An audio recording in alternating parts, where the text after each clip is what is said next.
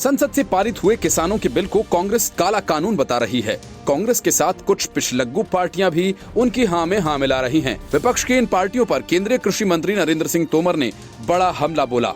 कांग्रेस पर निशाना साधते हुए कृषि मंत्री ने कहा, कांग्रेस का नेतृत्व बौना हो गया है। कांग्रेस में जो अच्छे लोग हैं उनकी पूंछ खत्म हो गई है। जिन लोगों के हाथ में नेतृत्व है उनकी कोई हैसियत देश में बची नहीं। उनकी अपनी पार्टी में ही कोई नहीं सुनता। कृषि मंत्री ने आगे कहा, ये लोग कुछ भी गलत बात बोलकर देश को गुमराह करने की कोशिश करते हैं। मैं कांग्रेस के नेताओं से कहना चाहता हूं कि अगर वे बहस करना चाहते हैं तो विधेयक के प्रावधानों पर करें। सरकार जवाब देगी।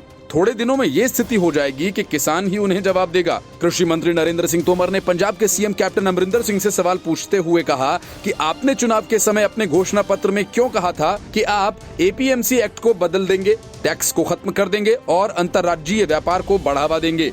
कांग्रेस अपने नेशनल घोषणा पत्र में भी ये बात रखती है और राज्य घोषणा पत्र में भी।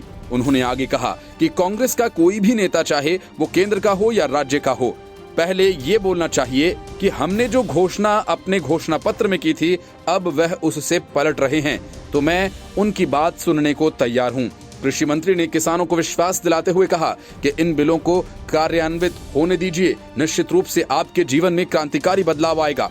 उन्होंने कहा कि किसानों के हित में एक के बाद एक कई कदम उठाए गए, लेकिन इन सब के बावजूद जब तक कानूनों में बदलाव नहीं होता तब तक किसान के बारे में हम जो उन्नति का सोच रहे थे वो संभव नहीं हो पाएगा। इसलिए भारत सरकार ने 2 अध्यादेश बनाए जिनको अब जारी कर दिया गया है। तोमर ने आगे कहा कि दोनों विधेयक निश्चित रूप से किसान को जो एपीएमसी की जंजीरों में जकड़ा हुआ है उससे आजाद करने वाले हैं। हमारा जो एक्ट है वो किसानों को मंडी के बाहर किसी भी स्थान से किसी भी जगह पर अपनी मर्जी के भाव पर अपना उत्पाद बेचने की स्वतंत्रता देता है।